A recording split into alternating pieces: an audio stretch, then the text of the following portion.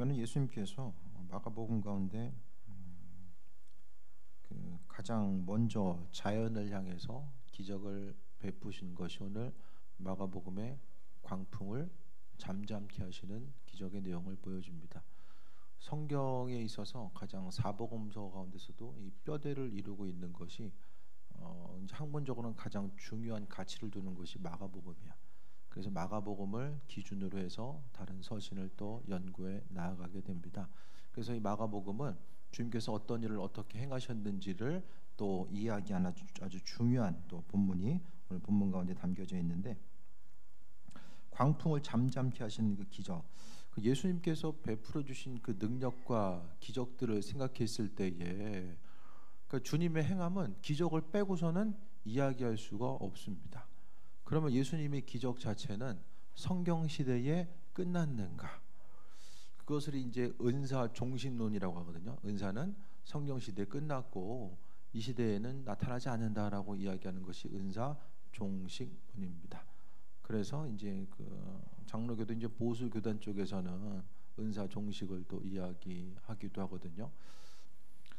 근데 우리가 생각했을 때에 성경 가운데서 하나님의 이끄심과 인도하심, 그 은사와 기적적인 것이 끝났다라고 하면은 도대체 하나님의 살아계심을 우리가 어떻게 삶을 통해서 경험하고 나아갈 수 있는가를 생각해 보게 되고, 또 교회 역사를 통해서 수많은 사람들이 지금까지 이제 하나님만이 행하실 수 있는 여러 가지 능력과 기적들을 경험해 온 것을 도무지 설명할 방법이 없어지게 됩니다.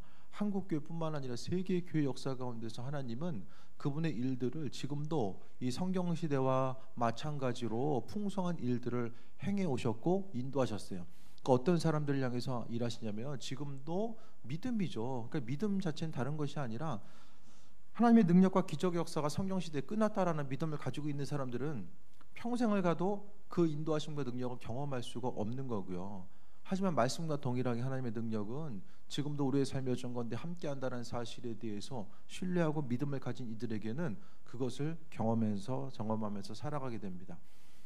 어떤 대단한 죽다 살아나는 기적과 능력이 아니더라도 하나님께서 지금 이 시대의 우리의 삶을 통해서 영광 받으시고 또 그분의 뜻을 삶의 순간순간마다 비춰주신다라는 그것에 대해서 생각했을 때에 하나님이 지금도 말씀하신다, 그것에 대해서 믿는 사람들은 날마다 주님과 교제하고 동행합니다. 그런데 그것을 믿지 못하면 성경 말씀대로 살아간다라고 하는데 도대체 말씀을 믿는 것이 뭐냐?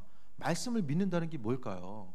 말씀을 믿는다는 것은 이 내용이 이런 거구나, 그게 아니라 일상생활 가운데서 하나님의 살아계심과 인도하심을 경험하면서 살아가는 거죠. 그러니까 아주 밀접한 주님과의 관계성 자체를 말씀하고 있습니다. 그래서 어떤 기적과 능력에 대해서 생각했을 때 하나님은 하나님의 방법대로 지금도 일하시고 함께 하신다는 사실을 경험해야 됩니다. 기독교 개신교 인구가 그래도 많지는 않지만 퍼센테이지로 생각했을 때에 가장 많이 성장한 데가 어디라고 그랬죠? 제가 몇 번 말씀드렸는데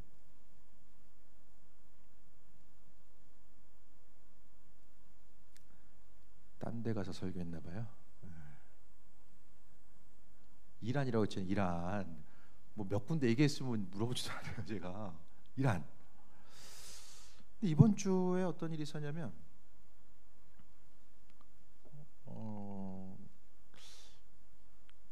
알고 있는 그 자매가 이제 성경 공부를 이제 학교에 이제 보면 외국인 학생들 있잖아요.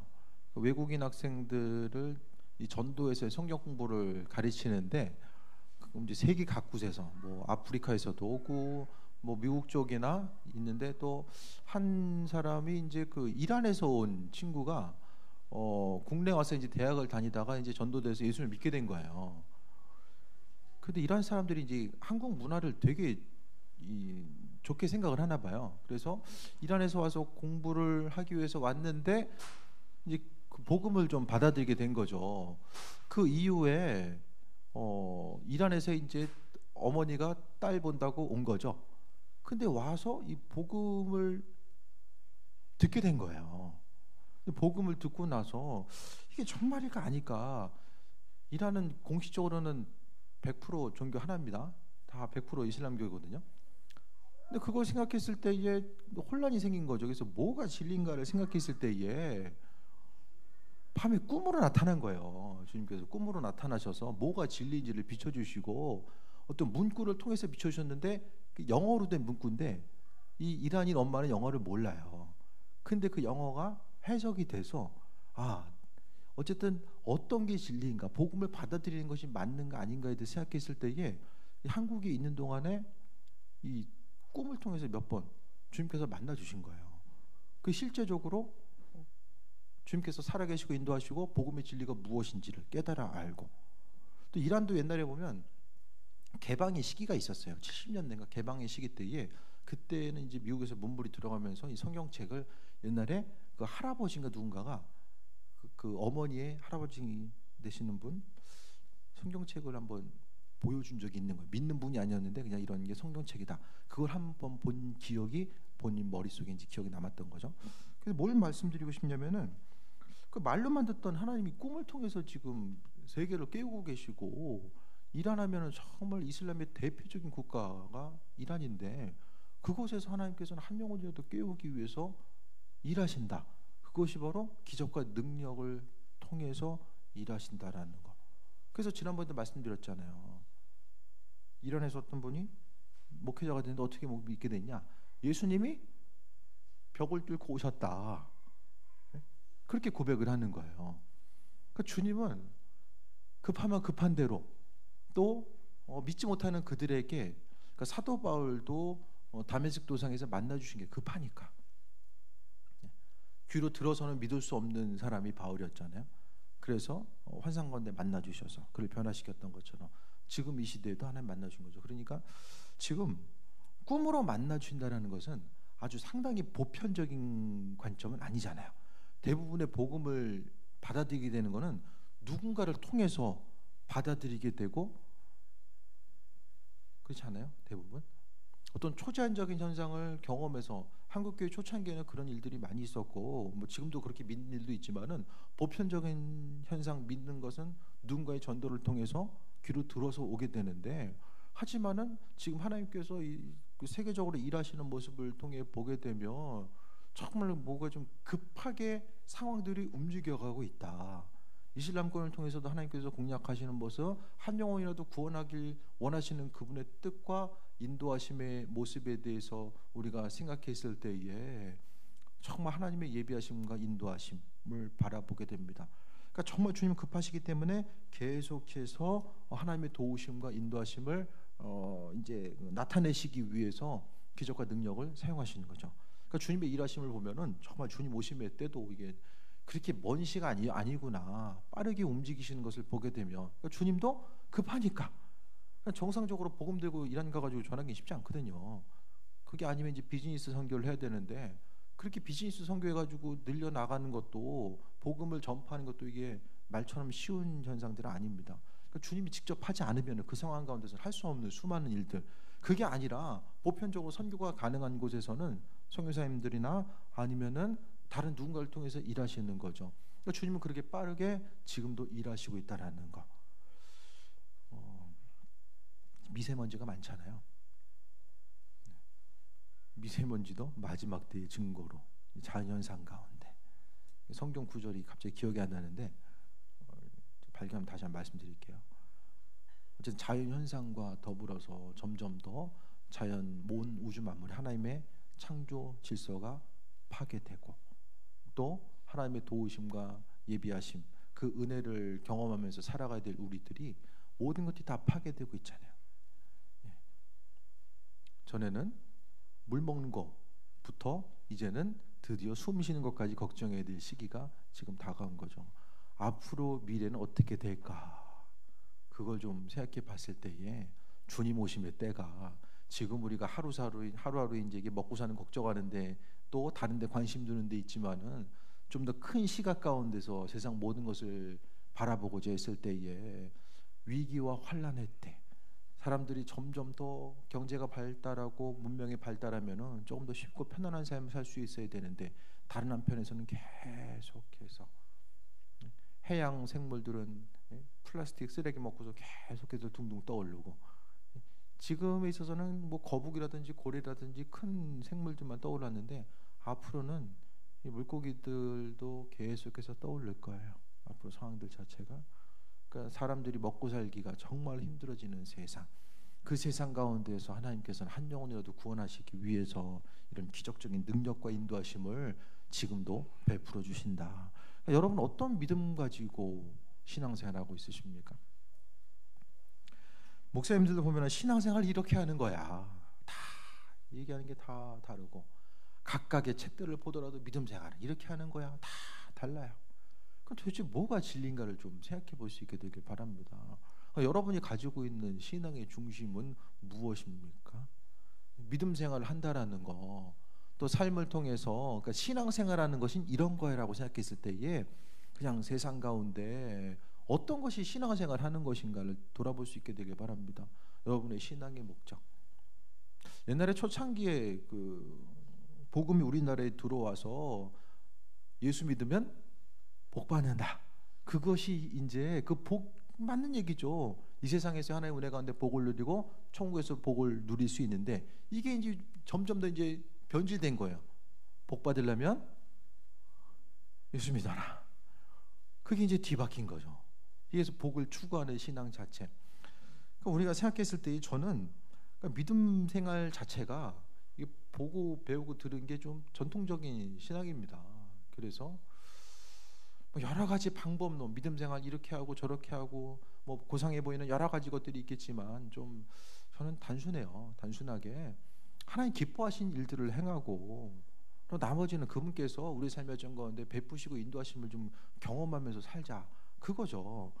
그러니까 오늘 말씀 가운데서도 성경 가운데 하나님께서 그리스도 예수께서 이 세상에서 기적을 베풀어 주셨으니까 그 기적과 능력을 이 시대를 살아가고 있는 우리들에게 베풀어 주신다라는 거, 그 기적에 대해서 믿고 있는 이들을 향하여서, 그럼 뭐 잘되기 위해서 기적만을 바라면서 뭐 신앙생활하냐, 그게 아니라 하나님이 내 인생을 책임져 주신다라는 그 믿음 위에 신앙생활을 영위해 가는 거예요. 한번 계속 보겠습니다. 35절부터 보면, 그날 저물 때에 제자들에게 이르시되 우리가 저편으로 건너가자 하시니 그들이 무리를 떠나 예수를 배에 계신 그대로 모시고 가매 다른 배들도 함께 하더니, 근데 31절에 광풍이 일어나게 됩니다. 광풍을 생각했을 때 이제 예수님께서 활동하셨던 주 근거지 자체는 갈릴리 호수죠. 지금으로 보면은 크기 자체가 이게 뭔 광풍이 얼마나 불었을까라는 생각할지 모르겠지만, 그때는 지금보다 물이 더 훨씬 더 많이 있었던 것 같아요. 그래서 약간 주변에 산이 있고 아래가 좀 분지처럼 이렇게 돼 있어요. 그 밴드에 좀 사진 좀 보세요. 이렇게 올려드린 거 있어요. 그래서 분지처럼 돼 있는데 거기에 갑자기 바람이 부는 것으로 인해서 파도가 치는 것처럼 배가 이제 이 당시 보면 배가 큰 배가 아니거든요. 예. 가끔가다 이제 그 이렇게 그 어촌에서 사용하는 그런 작은 배들 있잖아요. 모터가 달리고 어느 정도 지붕이 쓰여지는 그런 배보다 훨씬 더 작은 배예요. 그런 배가 움직이다 보니까 이제 계속해서 물 파도가 쳤을 때 흔들릴 수밖에 없는 거죠. 그래서 광풍이 일어났을 때에 물결이 배에 부딪혀 들어와서 배에 가득하게 되었더라라고 이야기합니다. 물만 안 차도 괜찮을 텐데 물이 차는 게 배에 보여요. 그럼 어떻게 되죠? 뭐 어떻게 해요? 물 퍼내야죠. 퍼내야 되잖아요. 38절에 예수께서는 고물에서 베개를 베고 주무시더니 많이 피곤하셨나 봐요. 사역하시느냐고 많이 피곤하셨던 것 같아요. 배에 물이 들어오고 그렇게 계속해서 이제 광풍 정도 이야기하면은 그러니까 예수님도 한번 잠드시면 잘 못 계셨던 것 같아요. 배가 계속해서 출렁거리는데도 예수님은 안 일어나셨어요. 그랬을 때에 제자들이 깨웁니다. 안 일어나시니까 깨운 거죠. 일부러 안 일어나신 건지 피곤하셔서 쭉 주무신 건지는 모르죠. 그런데 이르되 선생님이 우리가 죽게 된 것을 돌보지 아니하시나이까 하니라고 이야기합니다. 그 제자들은 황당한 거예요. 우리가 죽게 되었는데 예수님은 잠을 자고 계세요. 여러분 인생 가운데 나는 급한데 주님은 급하지 않는 것처럼 느껴질 때가 없으십니까? 난 정말 급해요. 근데 왠지 예수님은 안 급한 것 같아요. 그게 바로 오늘 본문에 나와 있는 제자들의 마음이에요. 신앙생활하다 보면 예수님 나와 함께 하심에 대해서 믿음을 가지고 있는데 때로는 그 믿음이 흔들릴 때가 있잖아요. 주님 말씀을 통해서 살아 역사하신다라고 말씀하셨고 믿는 사람들은 책임져 주시고 너희와 나는 자녀다, 부모와 자녀의 관계라고 그렇게 말씀하셨는데 정작 내가 타고 있는 그 배가 흔들리고 있을 때에 예수님은 어디서 무엇을 하고 있는지 보이지 않고 또 그 문제, 풍랑의 문제를 나 스스로 해결해야 될 그런 그 위기감이 느껴질 때에 경험하게 되는 절박함의 문제가 있게 됩니다. 그 성경에 보면은 가장 절박한 예가 바로 욥이죠.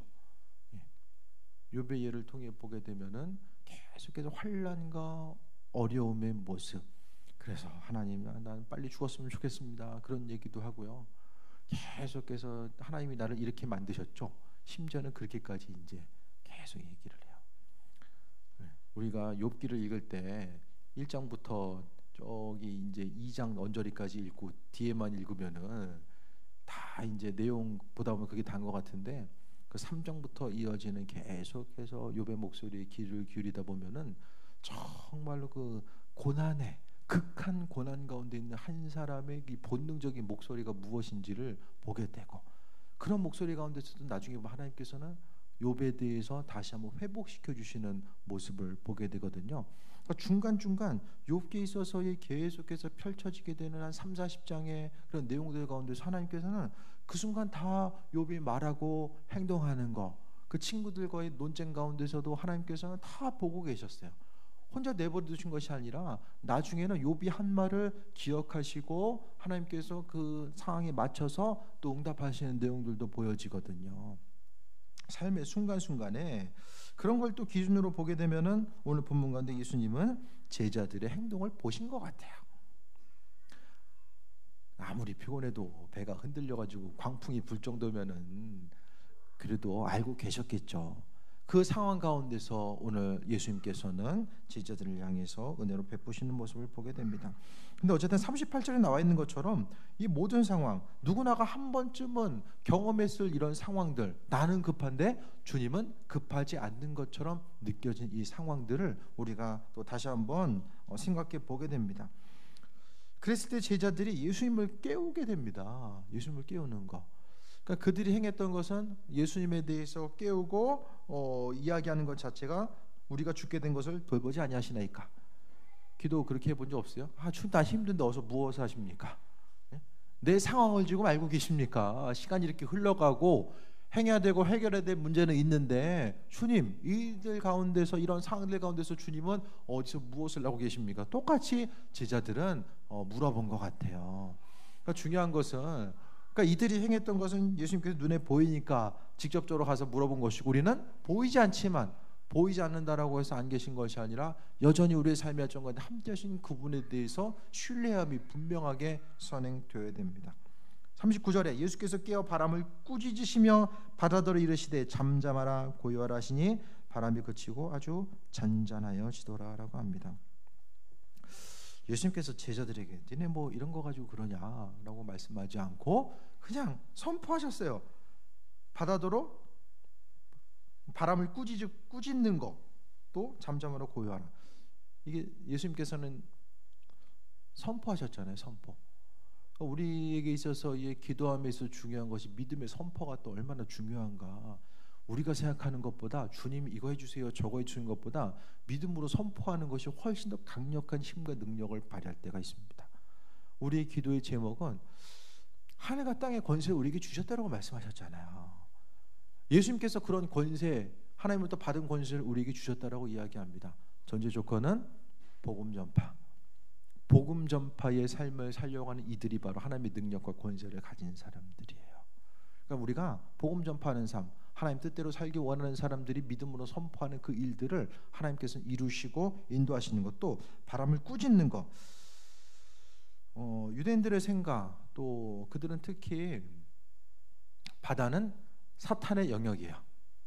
사탄이 존재하는 곳이 바로 바다입니다.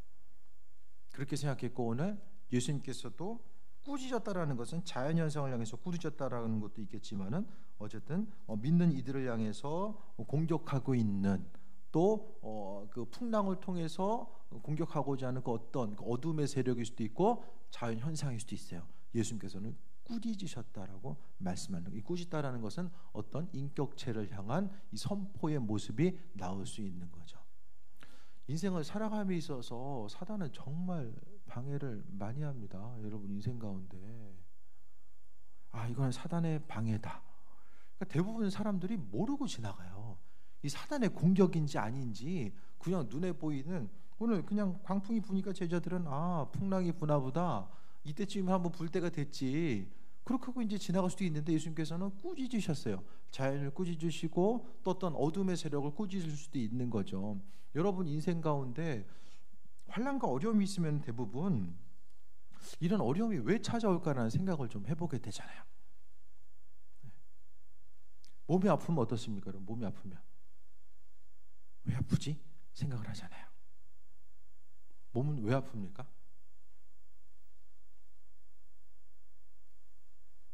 안 아프세요? 마음이 아플 때 마음은 왜 아픕니까?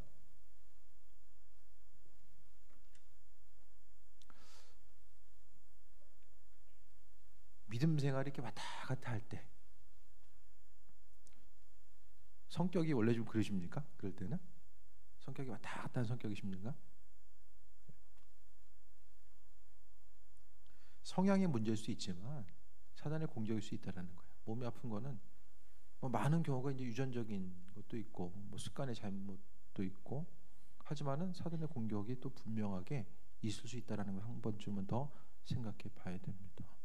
믿는 우리들의 삶의 여정 가운데 사단은 공격하고 그러니까 하나님의 보호하심과 인도하심을 믿는다라면은 그 무엇으로부터 하나님은 보호하시는가 우리 그 생각해 봐야 되잖아요. 우리를 보호하신다라고 말씀하셨고 우리 함께 하신다라고 말씀하셨잖아요.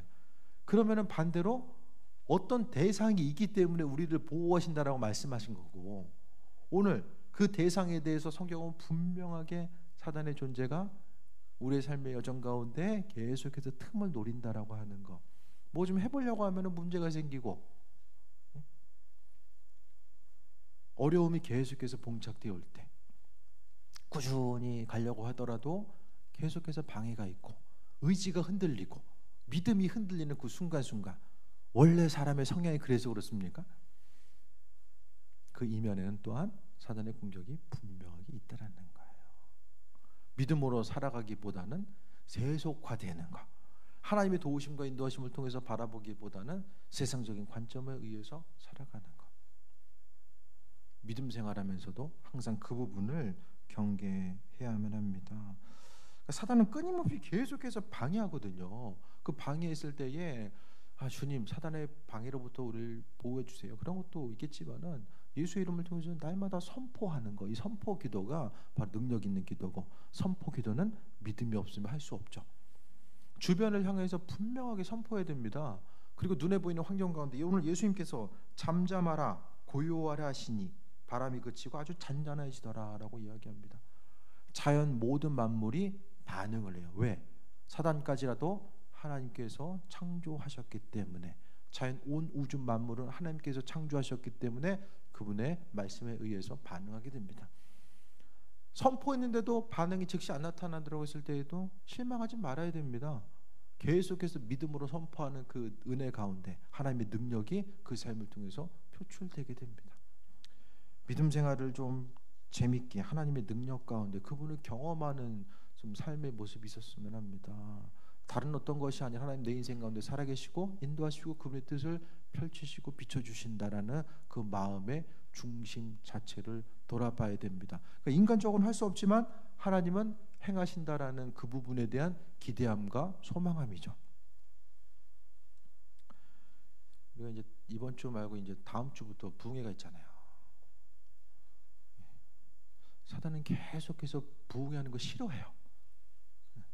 또 우리가 그 부흥하는 목적 자체가 뭐죠? 기도에 대해서 더 동력을 받고 또 우리가 더 기도로서 앞으로 나아가고 어떤 기도에 대한 동력을 받는 것을 사단은 싫어하는 거죠. 그냥 지나가는 부흥회가 아니라 기도로서 우리가 세임 먹기 위한 부흥회를 사단은 아주 싫어하는 거예요. 그래서 사단은 우리가 부흥회가 날짜가 정해진 그 순간부터 계속해서 이제 사단이 행할 일들을 이제 행하고 있는 거죠. 끊임없이 사단은 그 일들을 행하게 됩니다. 어떠십니까? 그게 좀 느껴지십니까? 사단이 어떻게 일하는지?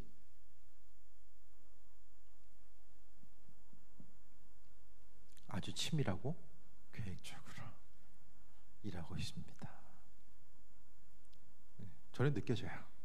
어떻게 일하고 있는지가 느껴져요. 끊임없이 이제 우리가 부흥에 위해서 기도해야 된다. 그것도 사단이 방해가 있기 때문에 예배 시간에 오지 못하게 하고 또 사단이 행하는 일들의 중심은 다툼과 분열입니다.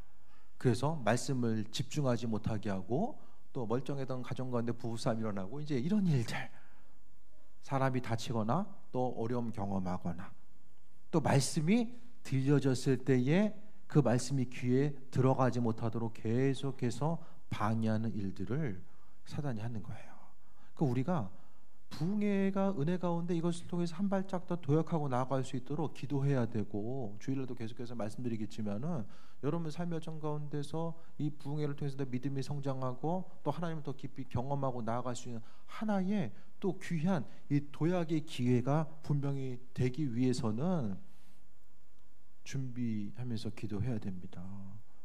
풍랑을 일으켰던 이런 영적인 존재들은 또 우리의 삶을 방해하고 끊임없이 충동질하는 것을 또 보게 됩니다. 그래서 항상 이제 부흥의 기간 얼마 안 남았죠. 한 8일 남았는데 그 시간을 통해서 우리가 기도해야 되고 하나님의 도우심을 바라봐야 됩니다. 40절에 이에 제자들에게 이르시되 어찌하여 이렇게 무서워하느냐, 너희가 어찌 믿음이 없느냐 하시니라고 합니다. 제자들의 문제는 뭐였어요? 예수님 계신데 풍랑을 본 거예요. 지금 누구랑 같이 있어요? 제자들은 예수님과 함께 있었다라는 그 사실 자체를 이들은 망각하게 됩니다. 오히려 사람이 급하니까 먼저 보이잖아요. 예수님이 함께 계신 것보다는 계속해서 들어오는 이 풍랑 자체를 보다 보니까 주님이 나와 함께 하신다는 사실을 잊어버린 거예요. 그런데 예수님께서는 뭐라고 말씀하십니까? 어찌하여 이렇게 무서워하느냐? 주님께서는 책망하신 거죠. 두려워하는 거, 무서워하는 거. 주님께서 상당히 기분 나빠하시는 게 믿는 자녀들이 두려워하고 무서워하는 거 가장 싫어하시는 것 같아요. 주님 함께하고 계심에도 불구하고 우리가 안 보인다라고 해서 주님께서 딴 데 계신 것이 아니라 우리의 삶의 여정 가운데 날마다 동행함의 복으로 함께 하시는데 항상 세상 보면서 두려워하는 것. 두려움은 제자들이 그랬던 것처럼 오늘 38절에 나와 있는 것처럼 우리가 죽게 된 것을 돌보지 아니하시나이까. 계속해서 근심하는 거죠. 그러니까 근심하는 것 자체에 대해서 근심하는 것이 바로 무서워하는 거예요. 그러니까 무서워하는 거나 근심하는 거나 똑같은 거죠. 그러니까 하나님은 싫어하시는 거예요. 주님은 왜 무서워하느냐? 하나님께서 감당할 수 있는 은혜와 능력을 주셨는데 무서워하는 거예요. 그래서 예수님께서 너희가 어찌하여 믿음이 없느냐? 결국 무서워하느냐가 뭐로 끝나요? 믿음 없느냐로 끝난 거죠. 두려워하는 것은 믿음 없는 것이고 믿음 없으니까 두려워한다. 그게 핵심이에요. 습관적으로 두려워하는 것. 그게 바로 믿음 없는 거예요. 그래서 사단은 끊임없이 우리의 삶의 여정 가운데 충동질해서 걱정하게 만들어요. 계속해서 걱정하다 보면 주님의 자리는 없어지게 되고 믿음 갉아먹어요. 그러니까 어떤 문제가 있을 때 이제는 버텨나갈 수 있는 힘과 능력이 사라지는 거예요. 왜 두려워하느냐? 어찌하여 믿음이 없느냐? 어찌하여 이렇게 무서워하느냐? 너희가 지금 믿음이 없느냐? 계속해서 이야기하는 거죠. 뭐가 제일 두려우십니까? 살아가면서 가장 두려운 게 무엇입니까?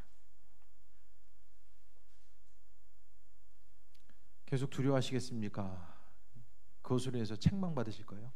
예수님으로부터 칭찬만 받아도 모자란 이때에 믿음 없다고 책망받으시겠습니까? 걱정하면서 계속해서 걱정하면서. 그러니까 지금 인생을 통해서 계속 걱정하다라는 것은 바로 그 사단의 그 바운더리 내에서 계속해서 그 사단이 믿는 사람들을 계속해서 충동질하고 움직이는 그 모습, 거기 이제 놀아나는 거예요.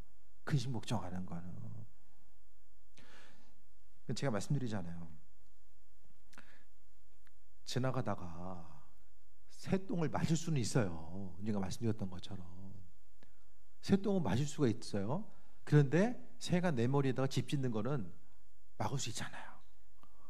순간적으로 근심 걱정 요소가 들 수는 있어요. 사람이 문제가 생기니까 근심 걱정할 수 있는데 그 문제를 가지고 계속해서 묵상하고 이거 이렇게 되면 어떡하지, 이렇게 되면 어떡하지. 대부분 문제를 가지고 묵상하는 것은 부정적인 가능성을 가져와 가지고 계속해서 묵상하거든요.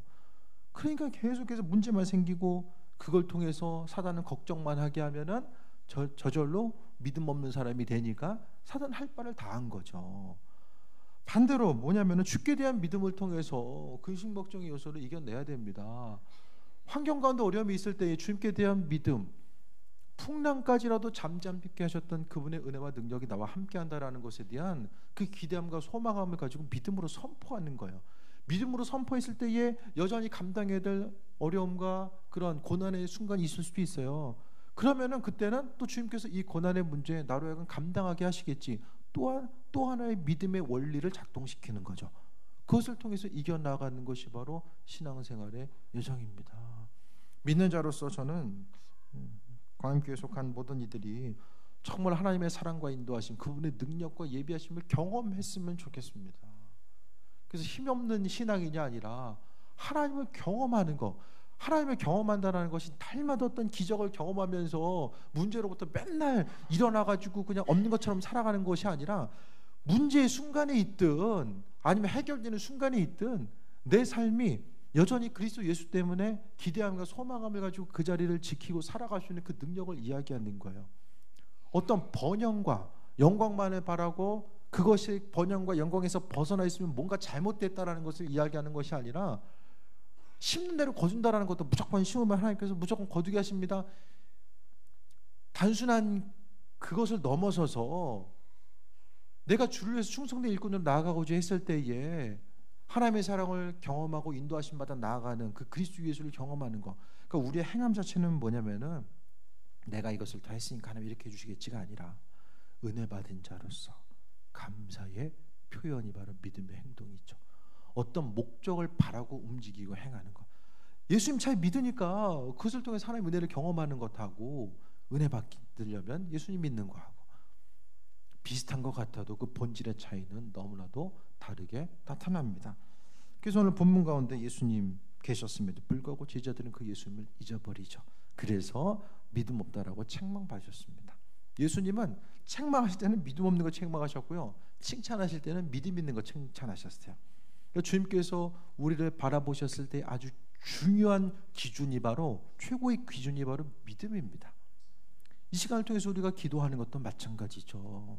내 기도 소리를 하나님께서 기뻐하시고 주님과 주님을 통해서 앞으로 나아가는 거, 찬양으로서 내 입술을 통해서 하나님께 찬양으로 영광 돌리는 거, 말씀을 통해서 새 힘 얻고 그 말씀대로 살아가는 거, 믿음의 한 발짝 한 발짝을 하나님께서 귀하게 여기시고 인도하신다라는 것에 대해서 기대함과 소망함을 가지고 나머지는 그분께 맡겨드리는 것을 이야기하는 것입니다.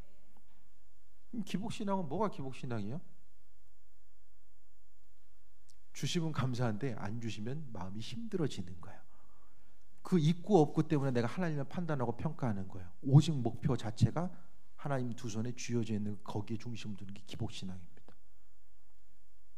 하지만 그리고 기복신앙의 특징은 주신 것의 최종 머무름의 단계가 나 자신이에요. 하지만 주님 나를 통해서 정말로 그 사랑과 은혜를 흘려보내고 주님께 쓰임받고 내가 주님의 은혜를 경험하기 원합니다. 있든 없든 다 주님의 은혜입니다. 그것에 대해서 믿음으로 고백할 수 있어야죠. 힘들죠. 힘들어요. 있는데 없는 것처럼, 없는데 있는 것처럼 사는 것이 아니라 그냥 하나님의 선하신 뜻이 무엇인가에 대해서 분별하고 나머지는 맡기는 거죠. 아무것도 예측할 수 없는 시대. 전에는 신문이나 뉴스에 나오면 다 책에 나오면 그게 다 맞는 줄 알고 살아갔는데 이제는 이것이 맞는 건지 아닌 건지 도무지 선과 악을 분별하기도 힘들고 이거 어떻게 살아가야 되지? 어두움의 세상을 살아가고 있는 이때 우리 어떻게 살아갈 것인가?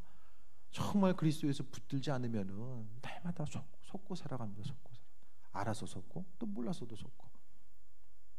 말씀 정리합니다. 하나님께서는 광풍을 잔잔하게 하셨어요. 예수님께서는 믿음으로 선포하셨어요. 하나님부터 받은 권세를 통해서 믿음으로 선포하셨습니다. 여러분이 알고 있는 예수님, 예수님이 한 분이시지만은 그 예수님에 대해서 알고 있는 수많은 사람들이 예수님에 대한 이해가 있을 거예요. 어떤 사람들은 그냥 성자로서 알고 있는 사람, 어떤 사람에게는 지금도 내 삶의 여정 가운데 깊이 개입하셔서 함께 하시는 그분으로 이해하는 사람. 오늘 하루의 삶을 통해서 주님은 어떻게 경험하셨습니까? 예수님은 오늘 하루의 삶을 통해서 여러분의 인생 가운데 어떻게 동행하시고 그분의 뜻을 비추시고 인도해 주셨습니까? 중요한 것은 그분께서 나와 동행한다는 사실에 대한 믿음으로 고백한 이들 가운데 하나님 함께해 오셨다는 사실을 돌아볼 수 있게 되길 바랍니다. 지금 눈에 보이는 현실과 가능성이 아니라 하나님의 뜻과 인도하심이 무엇이 있을까를 돌아봐야 됩니다. 교회 공동체 정말 힘들고 어려운 고난의 시기를 경험하고 있지만 그래도 하나님께서는 그 가운데서 교회를 또 구별하셔서 하나님의 뜻과 인도하심을 비추시고 인도하실 것입니다. 오늘 살아계신 하나님, 우리의 삶을 통해서 하나님의 살아계심과 역사하심, 그 기적과 능력을 베푸시는 그분을 항상 기대하며 또 믿음으로 하나님 도우심 가운데 새 힘 얻는 귀한 삶이 되시길 축원드립니다. 찬양하고 기도할 텐데요. 부흥에 위해서 기도해야 됩니다.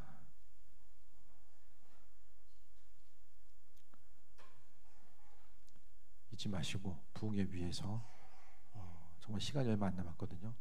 부흥에 위해서 그냥 지나가는 부흥회가 아니라 그 시간을 통해서 내 믿음이 한 단계 더 성장하고 또 하나님을 향한 신뢰함과 소망함이 또 한 단계 더 성장하는 귀한 시간 되길 원합니다.